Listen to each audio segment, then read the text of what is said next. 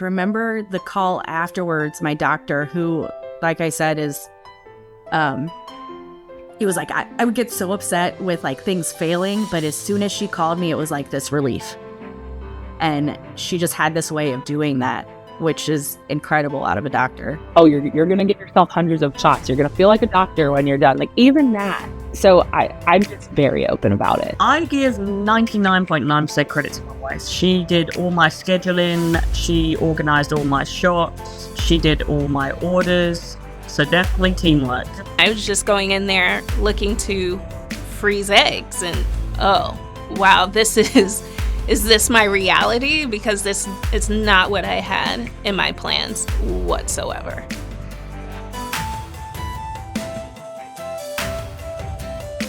Happy holidays, everyone, and welcome to our special year-end recap episode of This is Infertility. This has become one of my personal favorite year-end and holiday traditions, so I'm extremely excited to share it with you here today. On this show, we share people's experience with fertility and family building, while also sharing the wisdom of some of the world's best experts in the space. And while we would love to shed a spotlight on each and every one of the guests who shared with us here today, well, that would be a very long and unwieldy episode. So our team spent some time and narrowed it down to just 4 guest stories that we will revisit here today. And by our team, I mean Lou Amar, who works at Progyny. And to be honest, I think Lou picked 4 great ones. I like to think that December is a time for optimism, a time to celebrate the year that was and think back on friendship, family, and support. So that's going to be the theme and the through line of today's episode. And with that, let's get going. I'm Dan Bulger with Progyny, and this is Infertility. All right, like I just said about 20 seconds ago, today we're going to focus on support. But before we get into support, we do want to address the other side of the coin. Sometimes when we share with our friends and our families something that we're going through and struggling with, we end up being met with a lot of unwanted advice. This advice is often good-natured. People really do just want to help, but of course, usually these people aren't experts, so it can be difficult to hear the advice at times. That is something that stood out to our guest, Hanna Peters, who shared her story with us in episode 183 titled Overcoming the Emotional Toll of Infertility. Whether you know they're struggling to get pregnant or not, I've learned a lot in this process about what you shouldn't say to women or couples because it's quite triggering. And then you start getting in your head and you're like, well, maybe I should just relax, and maybe I should put the calendar away, and maybe I should take Mucinex or whatever it is, and then when you try those things that your friends who easily get pregnant tell you to do, and then it doesn't work, it's just another little chipping away at the disappointment when you get the negative pregnancy test. So yeah, he and I we would commiserate over like that was really annoying that was said to us, or that was really hard to hear that. And I didn't expect him to like empathize so well with that, but he did. And there was a little, like, I don't want to say joy, but it was kind of nice to be like angry at comments together too, like that actually helped us get through it. Hanna mentioned that she and her doctor kind of used the annoying comments from friends as a bit of a rallying cry. But that's not the only way that Hanna felt her doctor went above and beyond. It's perhaps obvious, but considering the way that so many of us tend to rely on the internet these days, it might be worth stating here that your doctor is the absolute right person to ask questions to. No one will know more about you and your situation than you and your doctor. So when it starts to get noisy all around you, just remember it's your doctor and the care team at the clinic, and if you're a Progyny member, your PCA and Progyny support team as well. These are the people that you should rely on. I have nothing but wonderful things to say about them. Every time I went, it was fast, which at a doctor's office is not always the case, right? It was clean. They were kind. They were empathetic. Like, my doctor is fabulous. Like, even my communication with ACRM, I've got a specific care team that I can reach out to via email. I've got a scheduling team that I can reach out to via email, and I can reach out to my doctor if I ever want to. Like, I'm not blocked or gatekept from my doctor either, which I think is really important, especially when going through something as emotionally taxing and confusing as infertility and whatever the treatment courses that you end up taking, like you want to be able to talk to the expert of what's going on, and you want to be able to ask your question to someone that can give you like the answer that makes sense. And so the fact that I had so much access to them, even when I wasn't having actual appointments with ACRM, they blow me away. When going through an infertility journey, there is no rule that you need to share experiences with the world. You don't have to tell your friends, you don't have to tell your family, you certainly don't have to post things on social media.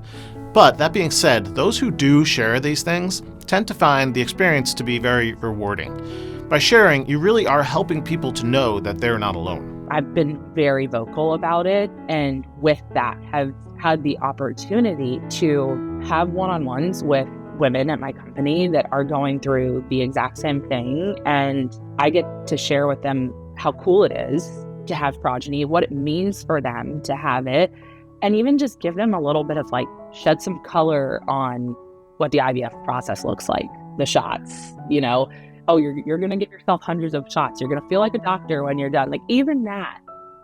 So I'm just very open about it because I think that people need to understand that they're not alone. Hanna's openness at work and in her community has done wonders for so many who might otherwise have thought that they were going through this all alone. Each of us can make a difference in that way, and when we all speak out, we're very loud.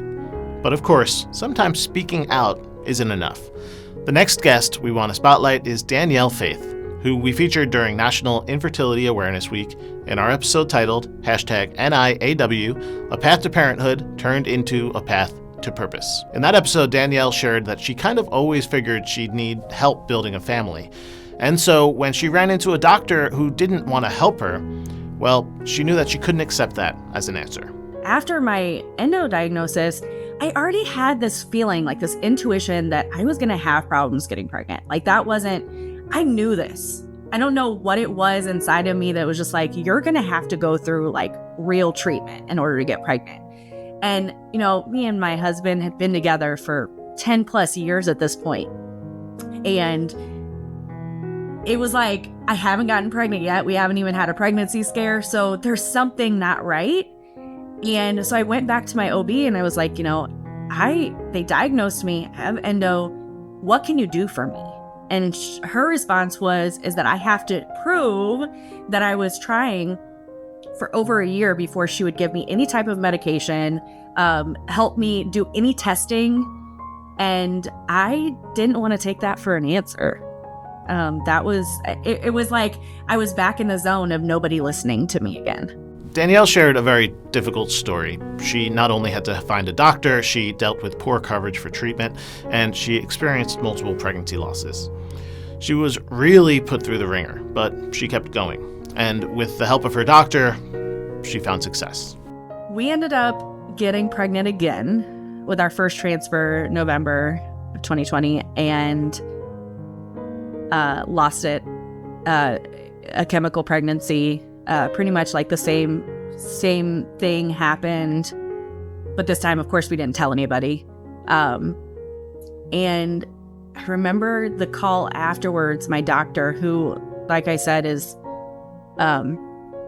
he was like, I would get so upset with like things failing, but as soon as she called me, it was like this relief. And she just had this way of doing that, which is incredible out of a doctor. But she's talking about all these tests that we could do. Okay, we need to do this time. We need to do karyotype testing. We need to do, testing on both of you. I don't even know if I can continue this again. I don't even know if I can get, if these fail, I don't know if I even have it in me to do another round of IVF. And my deductible is going to start over. So like, this has to happen now. This has to happen. So she agreed with it.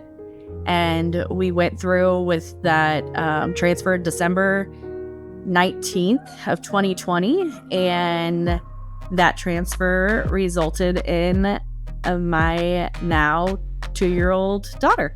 After reaching her goal and becoming a mom, Danielle knew that her mission wasn't done.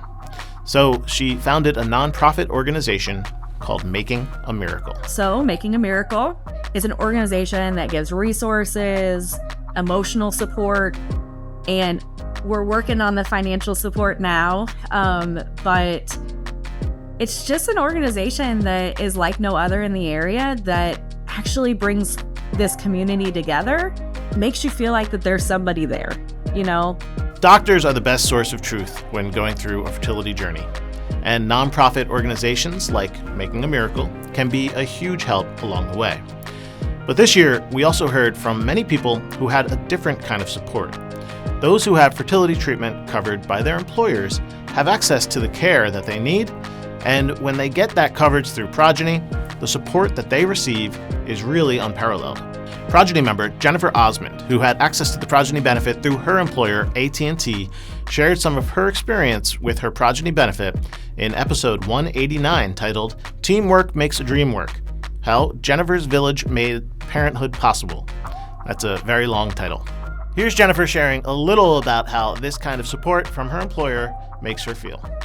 Lucky that AT&T does support that.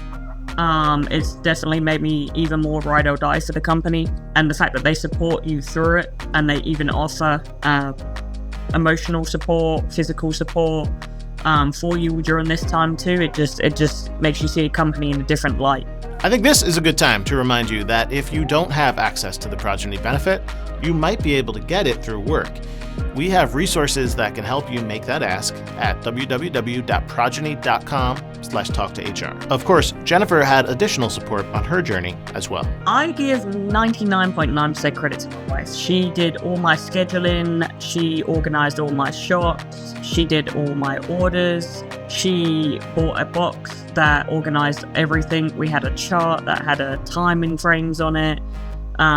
I basically turned up to appointments. I was told when my shots were, and because she wanted to play such a big part of that, and she'd spent so much time doing the studying, I kind of let her lead on that. And I said, mentally, for me, going to appointments Monday, Wednesday, Friday for blood work, doing the retrieval, the transfer, the genetic testing, and all the other things that I did, that was, mentally that was enough for me. And then she had all the time frames for me. So definitely teamwork. Finally, that brings us to the last guest that we'll spotlight for you here in our year-end recap. We actually have to go back to episode 1 of season 7 for this one. It's episode 174, titled Becoming a Single Parent by Choice, IVF plus a Sperm Donor. In that episode, Lakia Holmes first shared how none of her experiences would have been the same without support from her employer through Progyny. I like to think about, what if I didn't have the benefit? Who knows how long it would have taken me to even, start the process, to even just be able to start the conversation, to get a recommendation like, hey, do you know a clinic possibly that I could go to, like where I can just kind of explore my options, stuff like that. So if I didn't have that knowledge at the time, who knows how long it would have taken me to really maybe put 2 and 2 together and say, wait, there could be something here that you need to look at. Lakia entered the fertility world when she chose to freeze her eggs for fertility preservation. She wasn't in a relationship, she was focusing hard on her career, and so she wanted to be proactive. But in the process of freezing her eggs, she actually received an infertility diagnosis. One of her fallopian tubes was completely blocked, and the other was partially blocked. This meant that conceiving naturally down the line would be extremely unlikely. She moved ahead with the egg freezing cycle, now knowing full well that if she were to try for a baby, she almost certainly would need IVF. And then she carried on with her life. You have to change, I guess, in some ways how you approach dating. And so my approach after hearing the IVF news was that, okay, I have to date with intention and just kind of let them know, maybe not necessarily off the bat, but it's a conversation that needs to happen because not everyone is kind of prepared for that. And so I think the biggest thing for me is just kind of making them aware, like, this is what the reality is. And so, it's something that we have to think about. Flash forward a bit, and Lakia actually decided to move ahead with a round of IVF using a sperm donor. And flashing further a bit more, she became a mother. And she wanted to make it clear that none of this would have been nearly as easy, or maybe even possible, if she didn't have so much support. You know, if I had the opportunity to sit in front of, you know, whoever it is at Warner Brothers Discovery who, you know, said like, this is what we're offering our employees, I would just say thank you.